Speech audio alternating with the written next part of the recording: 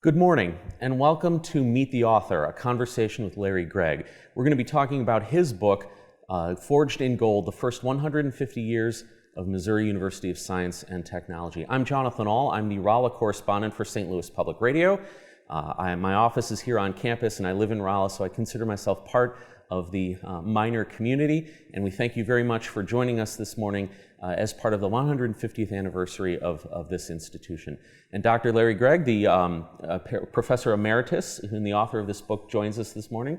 Thank you for writing this book and for joining us today. Oh, thank you. This is going to be a treat. We're in this lovely, lovely Hasselman Alumni House. It's been a great treasure that we've added to the campus. And it's a real pleasure to have a real fire when we're doing a yes, it's a chilly morning. Chat is yes. thrown around so much, but we're yes. actually having a fireside yes. chat. So I'd like to start out by asking you, when you're tackling something that's as big as 150 years of an institution, where do you start? How do you start culling what must have been just a massive amount of information? Yeah, there are really one of two ways that historians go about their work in developing a research plan. One is you formulate some specific questions that you want to seek answers for, or you look at all the material available and you just completely immerse yourself in that material.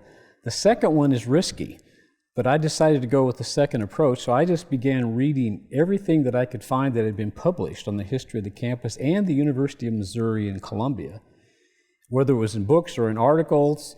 And then I started reading through all of the issues of the campus newspaper, the Missouri Miner, from 1915 forward, and all the issues of the yearbook, the Rolla from 1907 forward, and then discovered these wonderful treasure troves in our campus archives, the University of Missouri System Archives, the State Historical Society of Missouri Archives, and that's memos, it's reports, it's graphs, it's charts, it's photos.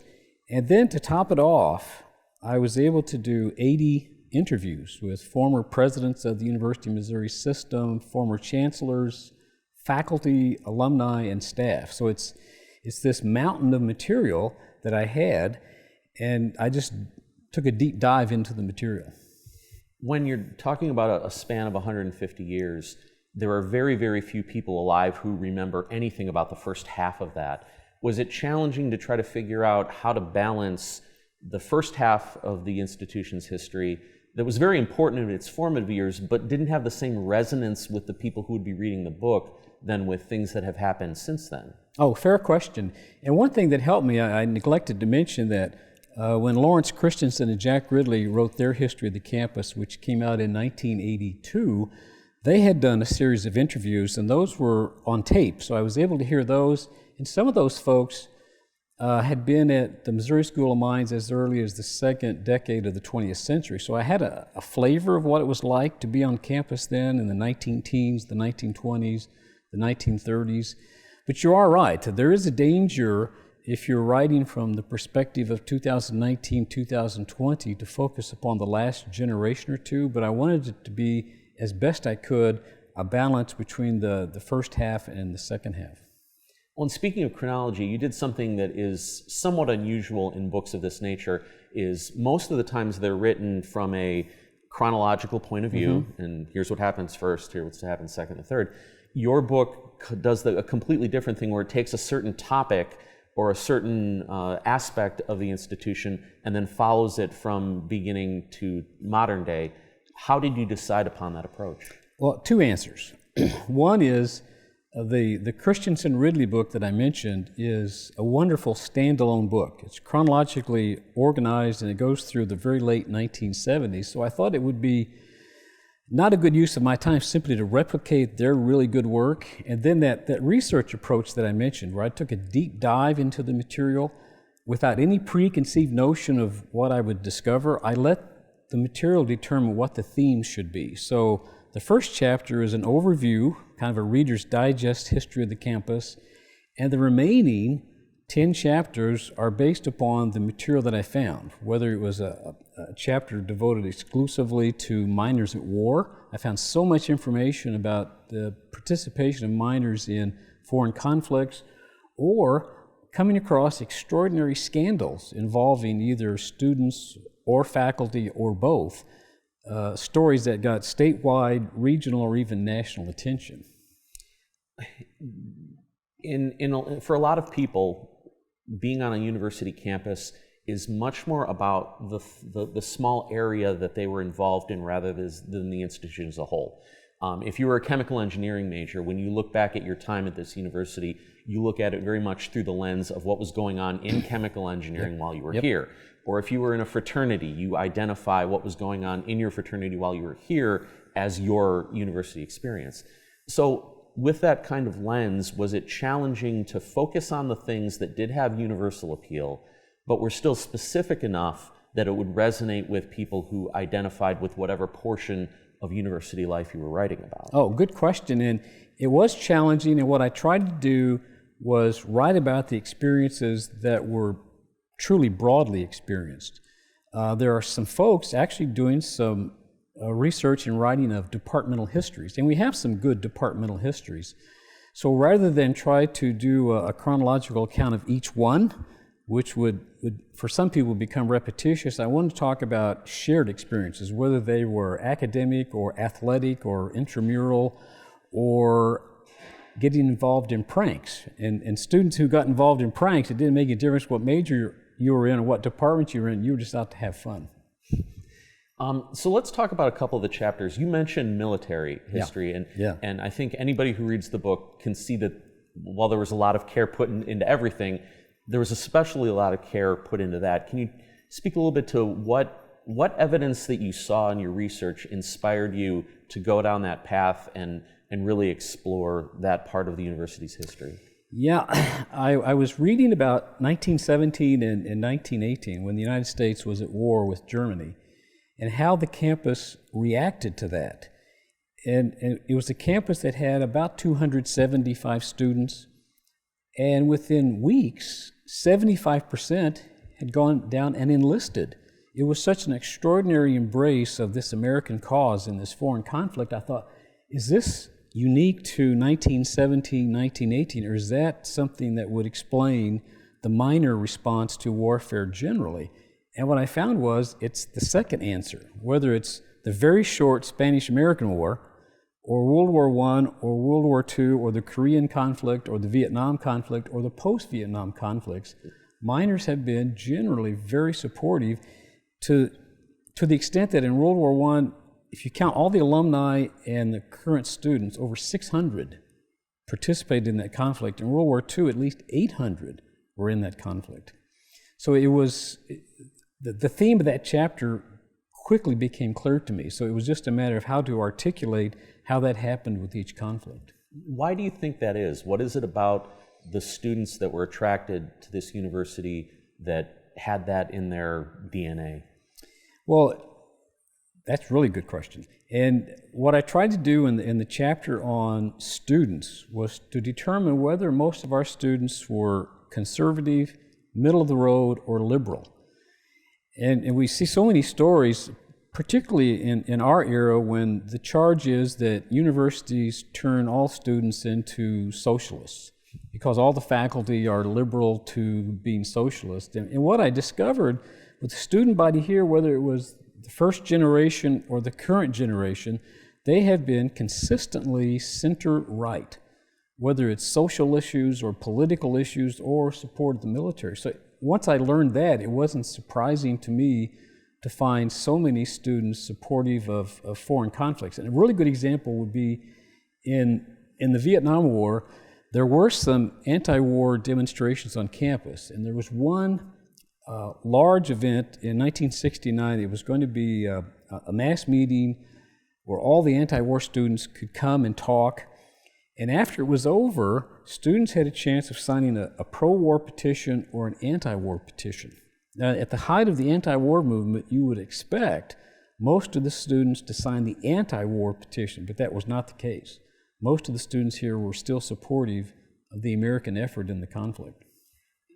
To what extent did you try to contextualize that with other universities? Because, telling this university's story, while critically important, seeing that, the commitment to the war effort or participation and some of those things that you write about, was this university's approach to that typical of others or different than it, or was it even appropriate to try to get into that kind of discussion in what is a history of this institution? Well, it was appropriate, and I did. I tried to compare the response of this campus to what was happening nationally, particularly in surveys on college campuses.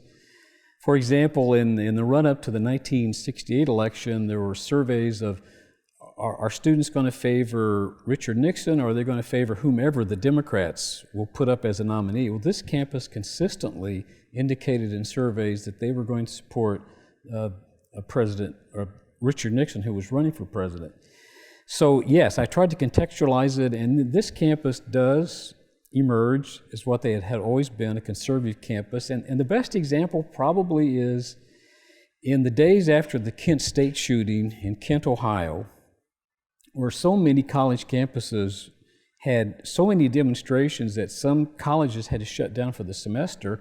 We had one demonstration in front of the campus library, and it lasted about an hour, and the demonstrations fundamentally were over after that.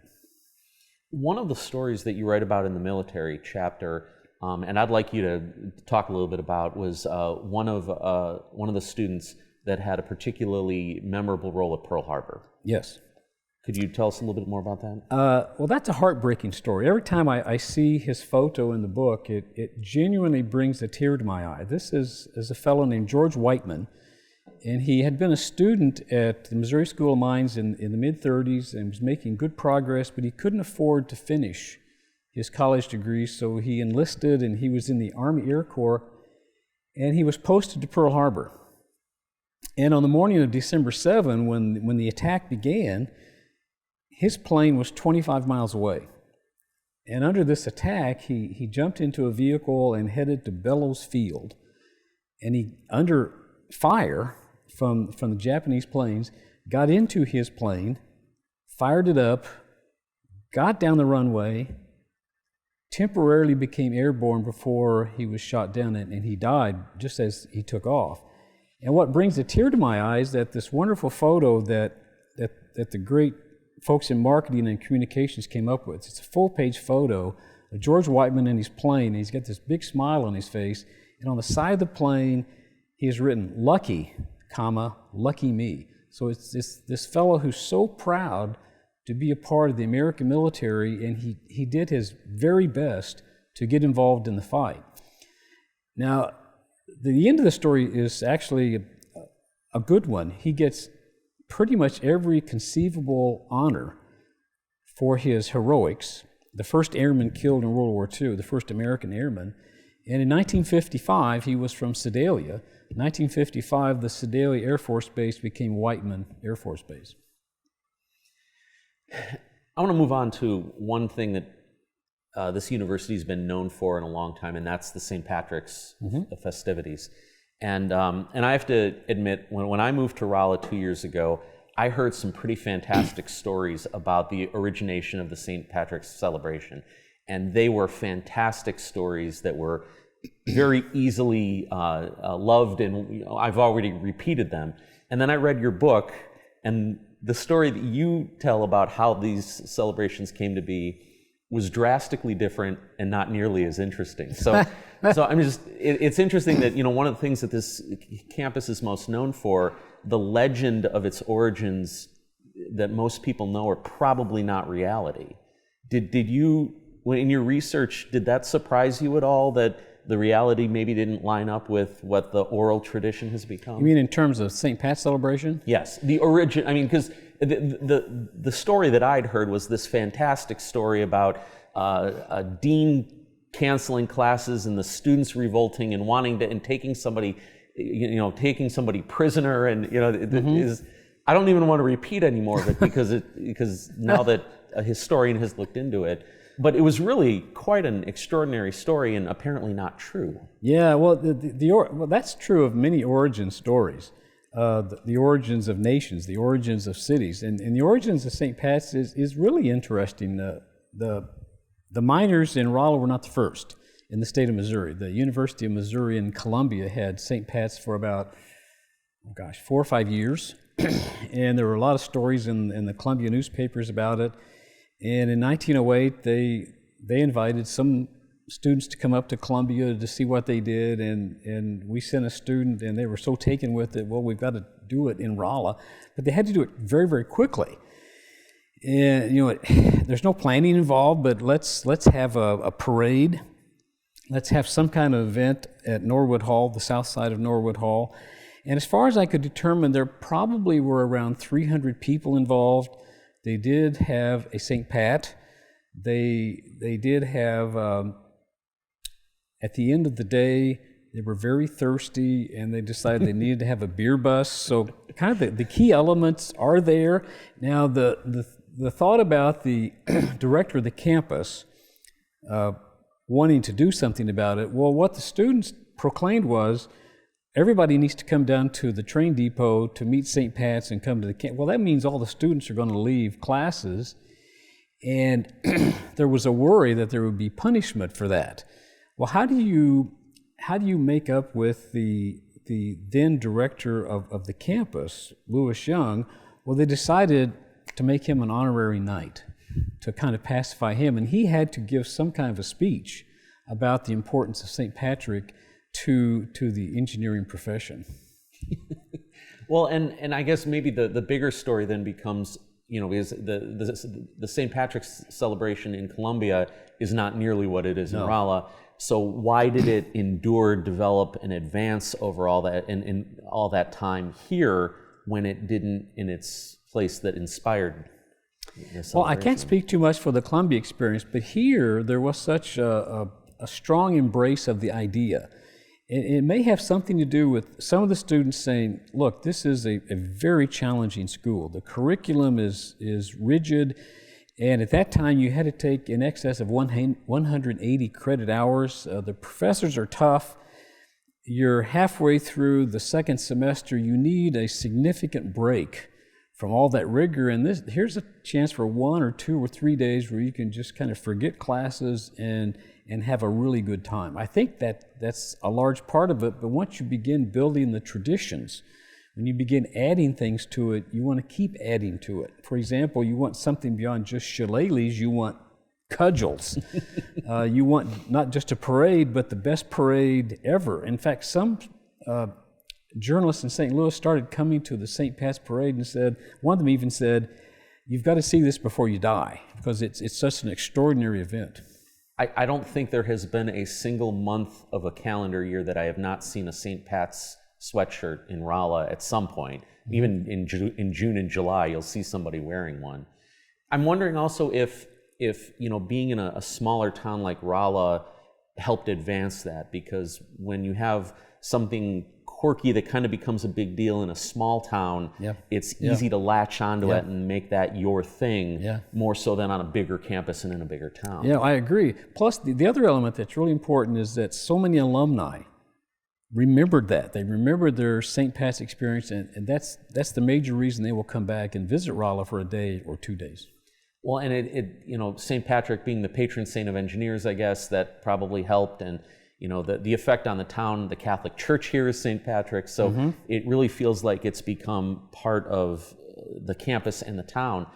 But not all of the stories with St. Patrick's are good, and one of the things that I really enjoyed about your book is that while it is definitely a celebration of this institution, it doesn't shy away from talking about some of the bad things that happened, and some of those were definitely during St. Patrick's celebrations. Oh, indeed. The campus has worried since its beginnings, as most college campus administrators are, about students drinking too much.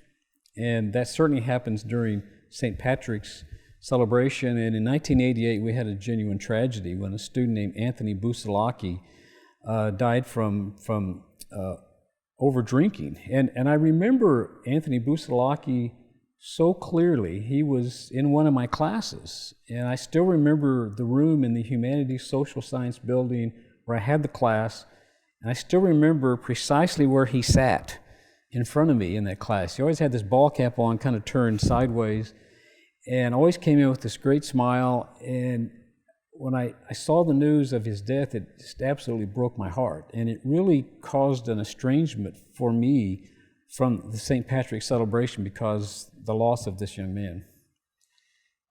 In any college or university, town gown is a point of pride and a point of contention, and that there's nothing unique about this university's relationship with its town. But St. Pat's has always been kind of at the fulcrum of that. There are certainly a lot of people who have no connection to the university other than living in this town who very much enjoy the community party that St. Pat's has become. But there are also a lot of people who have called for it to be shut down. And you talk about that in the book. How does an institution find that right balance point of celebrating celebrations, but making sure they don't get out of hand? It was a real challenge for a couple of our chancellors, and the first chancellor who had to really address this was Martin Jischke. He was the chancellor when Anthony Busalaki died, and he made the decision that the St. Pat's celebration, his death occurred before the St. Pat's celebration, and he decided there would be no alcoholic events associated with St. Pat's, and there was an immediate backlash. He had a kind of a town hall meeting with students, and he met with great opposition to that, but he felt like he had to make a statement on behalf of the institution that we cared about the students, we want them to celebrate, but we don't want these kinds of tragedies to emerge. But there was some talk of maybe it's time to do away with St. Pat's, but the current student body at the time and the alumni did not want to see that happen, so it was this really tough tightrope that Chancellor Jischke and then Chancellor John Park had to walk with St. Pat's. That tension, it led all the way into 2020 when St. Pat's celebrations were canceled. Yes. And now a lot of that, the timing of that was before people maybe really had a true understanding of the severity of coronavirus and the pandemic and the spread. But I remember distinctly many students protesting and being angry, thinking that they were using coronavirus as an excuse to do what some people have wanted to do for some time, and that's to shut St. Pat's down. Now, I don't think that was the case at all, but I think it's a great example of how the history is alive and still influences what happens today. Oh, very much so. And I don't know of any evidence that was the COVID was the reason to shut down St. Pat's permanently. It was just that the health question was the major one. When you look at the past, St. Pat's has survived Prohibition, it's survived some tragic events, it has reformed, it has changed over time. Do you see it as something that will be part of this campus's future as far as we can see? Forever. I don't see any separation between this campus and the celebration of St. Pat's because it's just an indelible part of the identity of so many students and alumni. It just can't happen. You think of a student who might go to a Big Ten conference and they're just over the top about football. They couldn't imagine college experience without going to this major football game with 110,000 fans. Well, it's our version of that. You can't imagine the experience of attending S&T without St. Pat's. And in the context of talking about, a college experience being very much based on the small part of what someone's involved in, St. Pat's kind of had that transcending thing where it doesn't matter if you were a psychology major or a history major or a chemical engineering major, an electrical engineering major. It's one of those things that could bring the whole campus together. In fact, it's one of the areas where finally there's some gender equality. You start having female nights of St. Pat's, and you finally have females tossed into Alice. No one wanted to be tossed into Alice. And so it also bridges that gender gap as well. Can you talk a little bit about Alice? Because I'm sure there are some people, watching now who've been thrown into Alice, but I think there are some people who may not know what that is, and it may require a little bit of an explanation. Yes, it does. And I did my best to discover the origins of Alice, the name, for one, and also what the concoction was. For those who had no experience with it at all, Alice was an event that either developed in the 1930s or the 1940s or the 1950s. Certainly it was alive and well from the 70s, 80s into the mid-1990s, and it was a matter of creating this concoction that was absolutely awful. Some people said it began as driller's mud, And then you started adding dead animals, and then you started throwing in what remained from the eating clubs and alcohol, and then whatever your imagination can conjure as being really awful. And it's this soup of stuff, and Knights of St. Pat's would be tossed into this. And by the 70s and 80s, it was this big public event over at the football field, and there'd be many people in the stands waiting to see people being tossed into Alice. Now the name Alice, there's some debate about why it's called Alice. One argument is it's named after the secretary of director Lewis Young, who found out really late that there was going to be this first St. Pat, and she was the one who tried to stifle the opposition he might have to it. But actually, most people subscribe to it being a girlfriend of one of the members of the St. Pat's board. And I suspect over the years, every organization said that it was one of their members whose girlfriend was named, as these oral traditions. There are probably several people now going to email saying, you got that absolutely wrong. Alice started in 1953 or 1971, and here's the origin story. I'm sure there's people who have talked about the origin story of St. Pat's and will still hold on to the oral traditions that it was some much grander event than some people went to Columbia, thought it was cool, and that we should do it here. I anticipate being corrected via email. Well, you mentioned gender equality, and I think you have a chapter in this book that really talks about this campus, and really it was indicative of a lot of campuses, issues with trying to talk about racial and gender equality, and higher education was one of the places where it was most important to have that equality, and it took a while for it to happen. Mm-hmm. Now that was, I thought it was an important chapter to include, but it was a tough one to write because I was examining on this local level issues that America generally was facing. That is racial injustice, gender injustice, the treatment of the LGBTQ community, and the treatment of international students. And it turned into a fairly long chapter because there was so much material that I encountered with that. The Missouri School of Mines and Metallurgy was a segregated school until 1950, as were all the colleges and universities in the state of Missouri by the Missouri State Constitution. But there had been an effort to integrate the law school in Columbia, and a court case made it all the way to the U.S. Supreme Court. It was the Lloyd Gaines case, and he was ordered to be admitted to the law school, but before that could happen, he disappeared, and no one ever discovered what happened to Lloyd Gaines. But we do integrate in 1950. We have 2 African-American students who graduated from Sumner High School in St. Louis, George E. Horn and Lewis Bell Jr. So those are our first 2 African-American students, and it was done through a declaratory judgment by the Cole County Court, and it included also a 3rd student named Gus Ridgel, who was admitted to the graduate program in economics at Mizzou.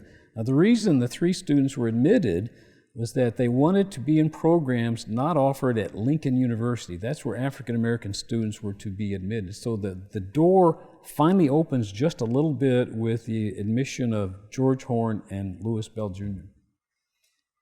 And I think it's also important that when we look at some of the unfortunate things in history, to see progress that's happening even today, because I read this book in the context of it wasn't too long ago that there was a Black Lives Matter march through the streets of downtown Rolla, a huge presence from S&T staff, faculty, and students. Our chancellor was in that march.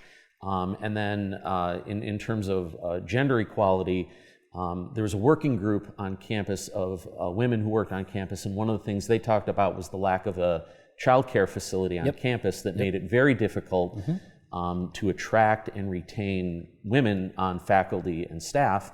And not too long ago, the state of Missouri gave a grant to the university to open an on-campus daycare facility. So in those lenses of looking at a troubled past but seeing some positive signs today, that's got to be part of what you're hoping for this book. Yeah, the book is not entirely negative in that chapter, because I try to show what steps were taken by various administrators, but also by students who simply organized and demanded change. And that would be true of women, that would be true of African American students in particular. And in the case of the African American students, progress began to happen when the students organized and when some faculty members stepped up to become supporters of their efforts, and when people I would call champions came forward to speak for those students. And three in particular. One man named Floyd Harris, who for over 2 decades ran the minority engineering program. He became, for many of these African American students, a surrogate father in their judgment. And then a chemistry professor named Harvis Collier, who became someone that they felt comfortable going and sharing their concerns with how they were adjusting or not adjusting to life on the campus. He started a 1-hour course, weekly course for those students each fall. But the biggest champion was a gentleman named Lawrence George, who came here in the early 1960s. He was part of the Geological Survey, and he became a recruiter, he became a mentor, and eventually becomes our affirmative action officer on campus. So it's a combination of several things: administrators supporting it, students organizing, and very strong advocates for these students. And in that chapter, there was also, I believe, if I'm recalling correctly, a letter to the editor in the newspaper from a faculty member talking about LGBTQ rights. That was something that was important as well. That issue surfaces first in 1988 on this campus, when a group tried to get organized and recruit students, and it caused a number of toxic letters to the Missouri Miner and articles about it. And a group of faculty members submitted a letter saying that it's time for that to stop, that there's too much bigotry, there's too much intolerance. And 19 faculty members signed off on it. And just as a sidebar, someone asked me if I put myself in the book. And I said, no, I thought there's no reason for me to put myself in the book.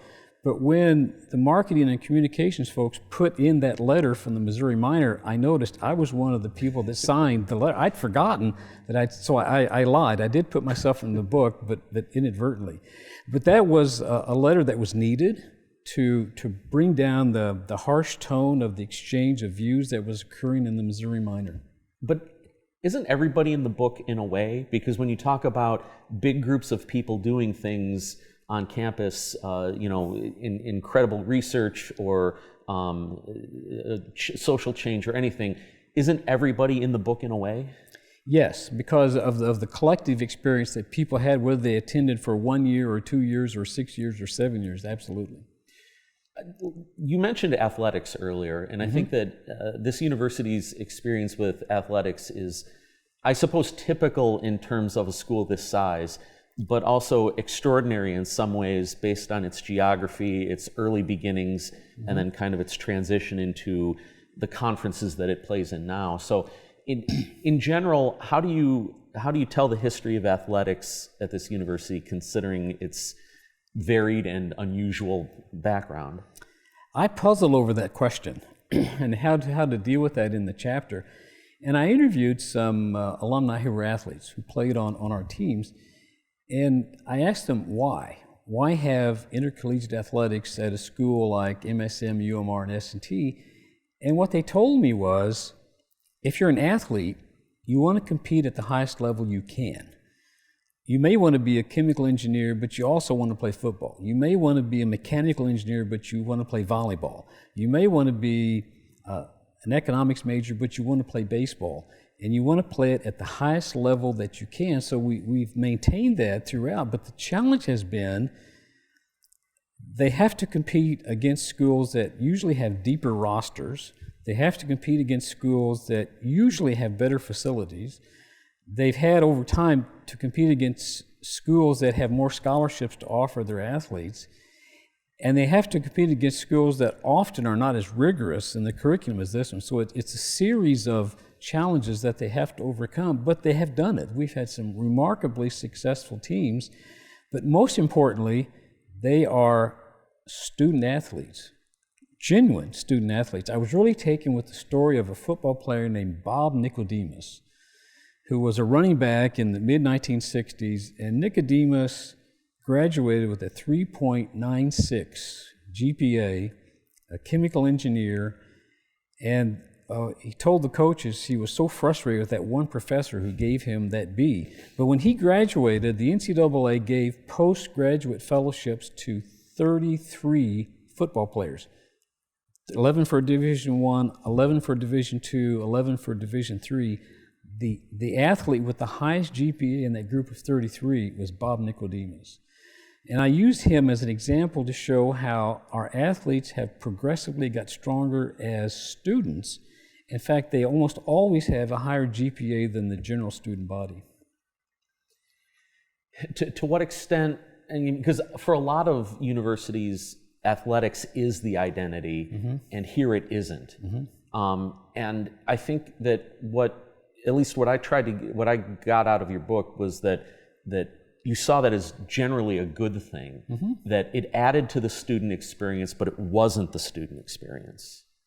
Is that kind of what you were going for? Yeah, people who are built to compete, no matter what the sport, they want to continue competing as long as they can, in addition to being a very good student.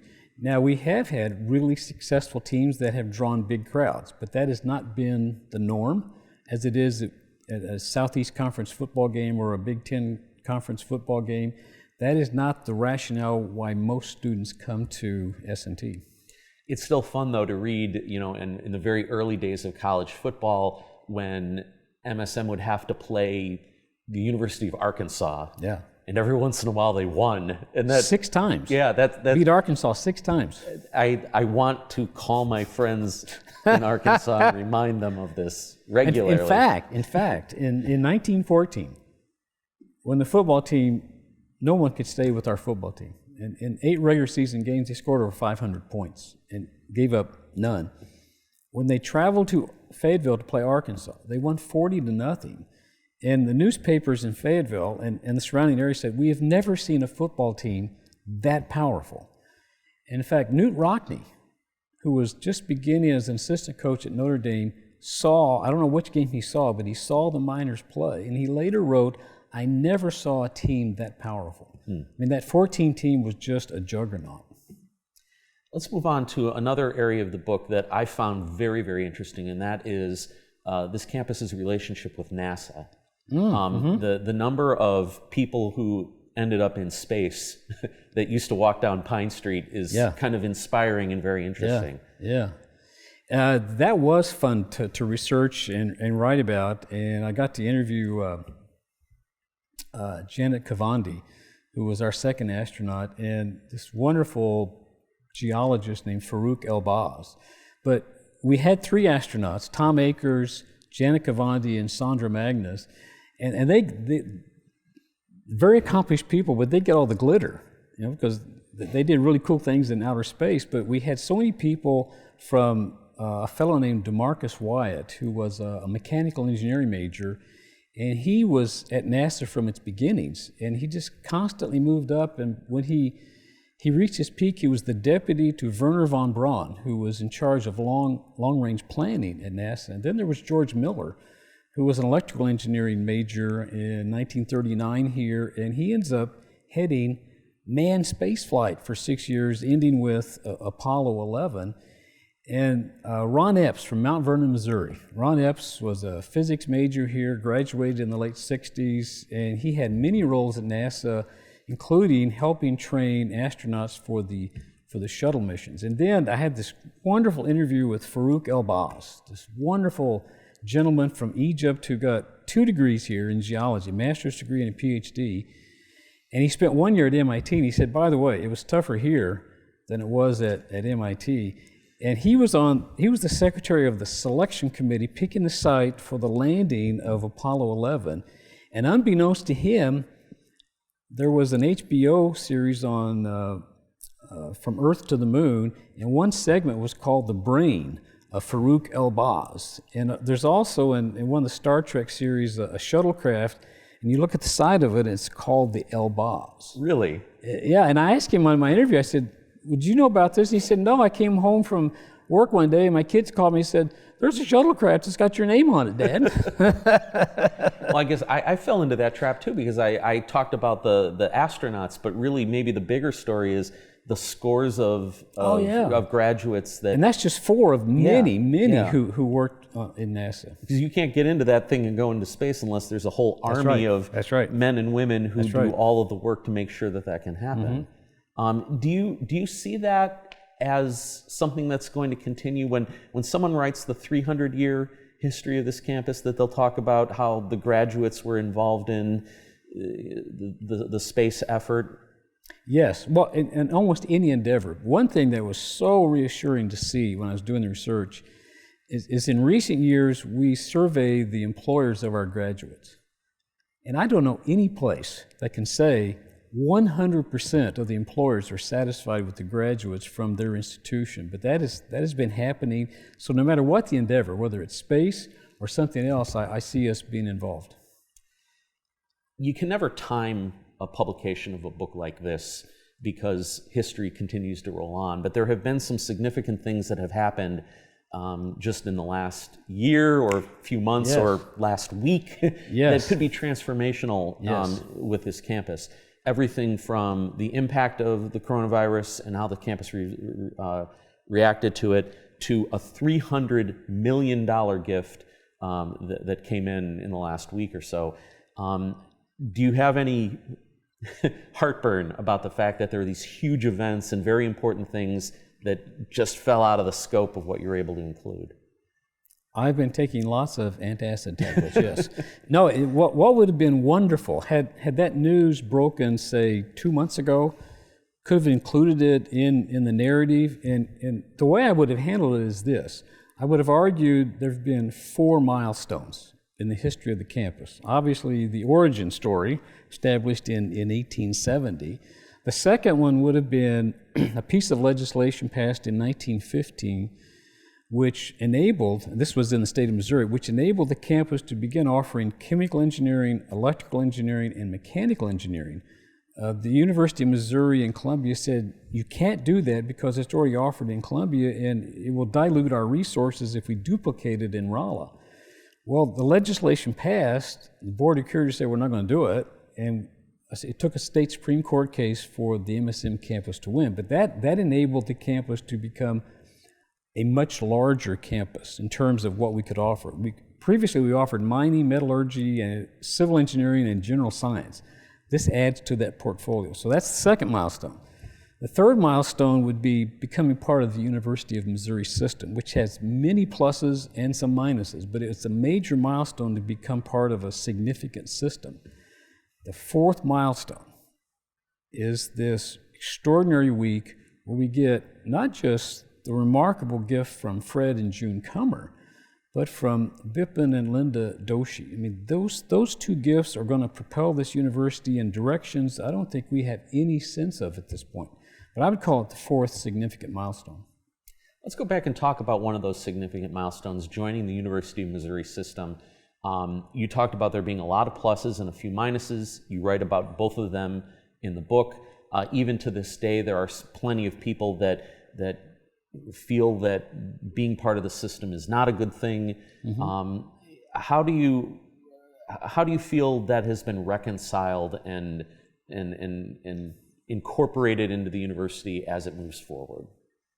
It's always been a struggle. Probably will continue to be one. It will be, and it has less to do with the personalities involved than it does with the structure, because you have to envision if you work in St. Louis on a campus, or you work in Kansas City on a campus, or you work in Rolla on a campus, you want to control your destiny. You, the faculty, the administration, the students, you want to determine what direction you want your campus to go, but you always have to do it mindful of what direction does the University of Missouri system wish to go. And I remember when I interviewed the late Jack Carney, he said one thing he had to quickly learn was he had to play nice with the other chancellors. He had to build bridges between his work and the chancellor at Missouri St. Louis and Missouri Kansas City and Mizzou. So what I tried to do in that chapter is not deal so much with personality clashes, although they are there, particularly when the president of the University of Missouri system was a man named Frederick Middlebush, who really tried to micromanage things in Rolla and really talk about the structural challenges. And it was fascinating for me to listen to two open forums this summer as the Board of Curators discussed the pluses and minuses of combining the position of president of the University of Missouri system and the chancellor's position at Mizzou. And they really did try to figure out, is this a good thing, or is this going to be something that will cause problems we don't anticipate? And they really don't know the answer to that yet. So they created this Chancellor's Council to try and work out what specifically should be the duties of the chancellors and what specifically should be the duties of the president, and the jury is still out. In this universe, and I've been very careful over the last hour or so to just refer to it as the university, because the two name changes have carried with them some controversy. Yes. Yes. And I think that most of us who are alive and walking around right now have a very intimate knowledge of the concerns of changing the name from the University of Missouri-Rolla to Missouri University of Science and Technology. But one of the things that I enjoyed in the book was learning that there was just as much controversy changing the name from Missouri Schools of Mines and Metallurgy to the University of Missouri at Rolla. In your research, how much did you come to any conclusions about what's in a name compared to what actually happens at a place? Well, there are multiple answers to that.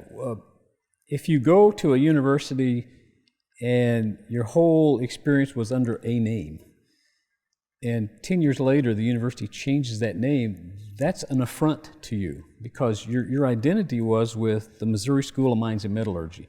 I have no idea what it means to be University of Missouri at Rolla, which was the first name change, University of Missouri at Rolla.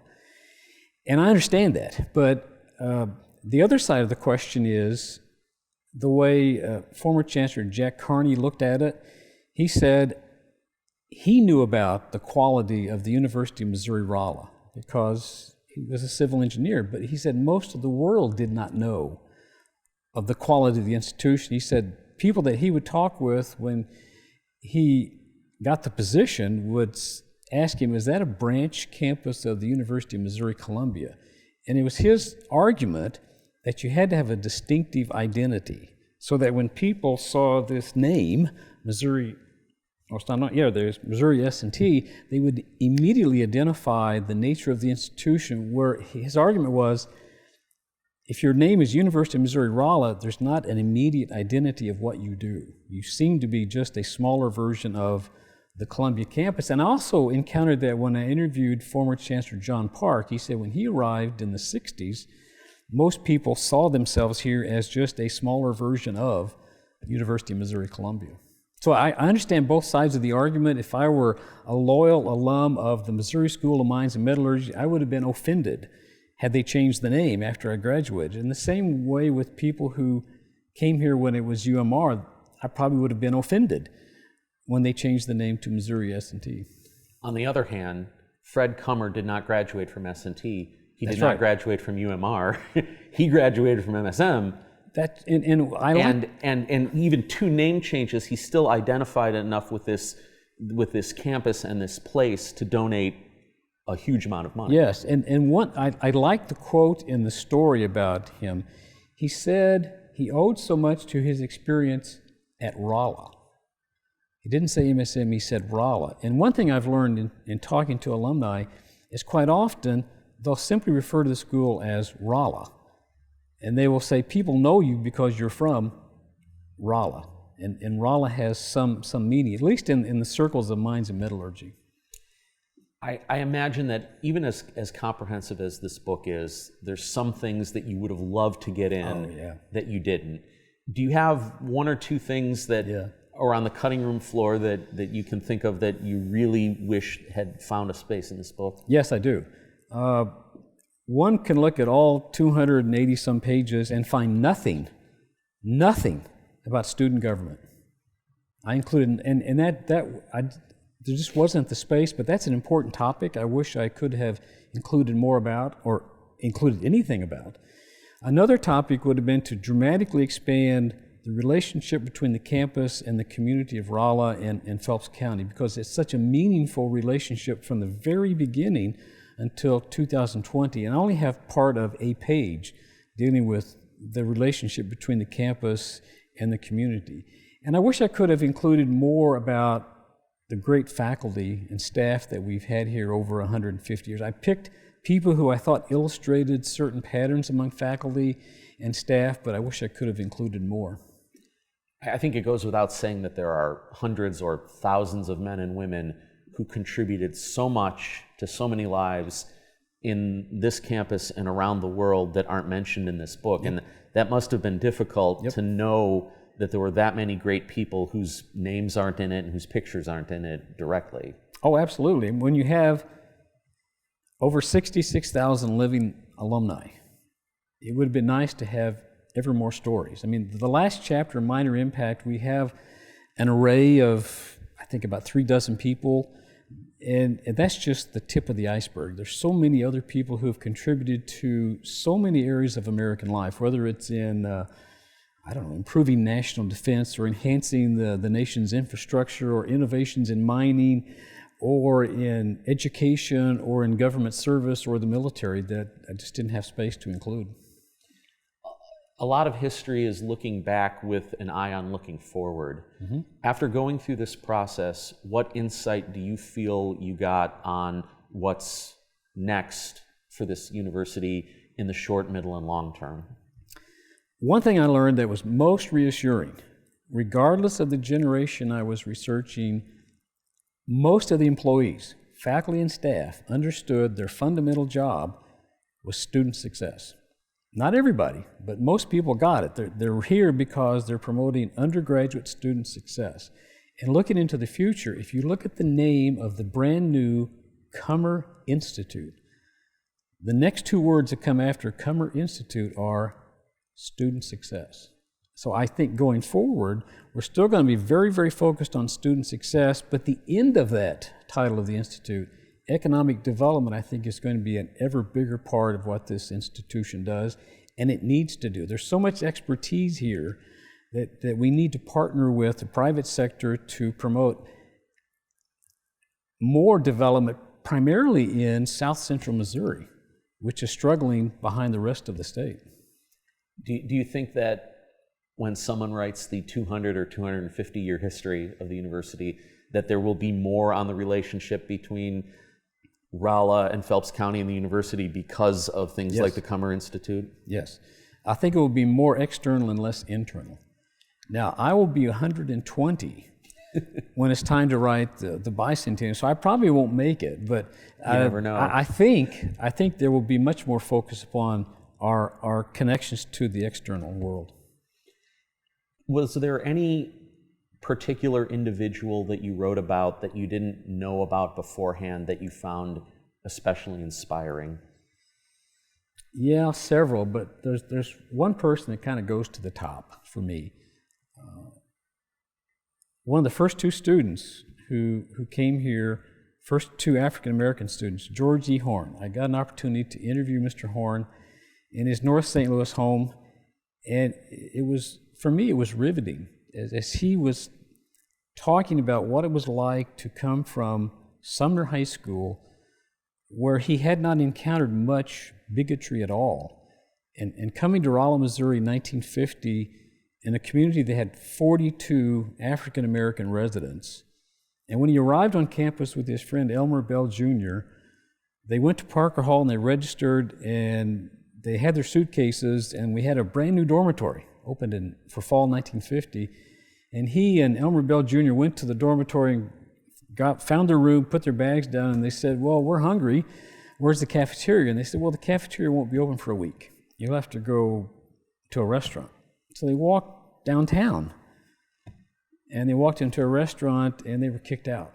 And he told me when they got back to campus, the restaurant owner had already called Dean Curtis Laws Wilson and said, "Don't send those students back here again." And he knew at that moment that his experience, not on the campus necessarily, but in the Rolla community, was going to be this very, very tough struggle.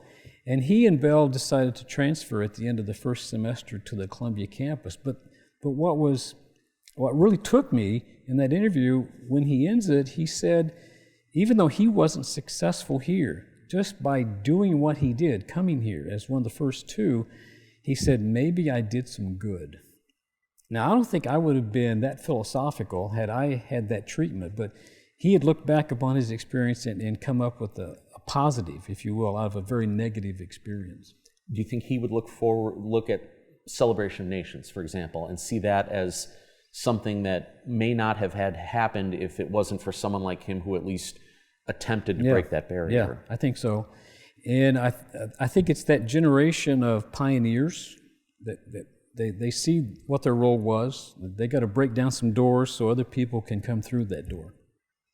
One of the things that has definitely changed about higher education was if you look in the last 10 years, universities that are tied to major metropolitan areas have done much better than ones that are in rural areas. The idea that you could build a land-grant university in a cornfield and that you would have an endless supply of students, and looking at the overbuilding that happened when the baby boomers went through campuses.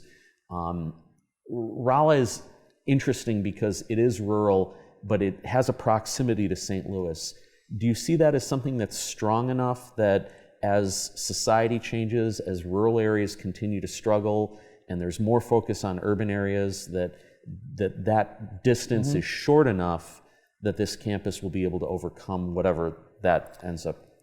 Well, I'm looking at this positively because when I researched where our students came from historically, overwhelmingly they've come from the St. Louis metropolitan area. So we have this very strong link historically from the earliest years to the present with students from the St. Louis area. That's very positive. But in terms of high school graduating classes in South Central Missouri, they're going to get ever smaller, as they will across the state of Missouri. So it's going to be an institution that will be less Missouri residents as a student body in the future, probably increasingly international.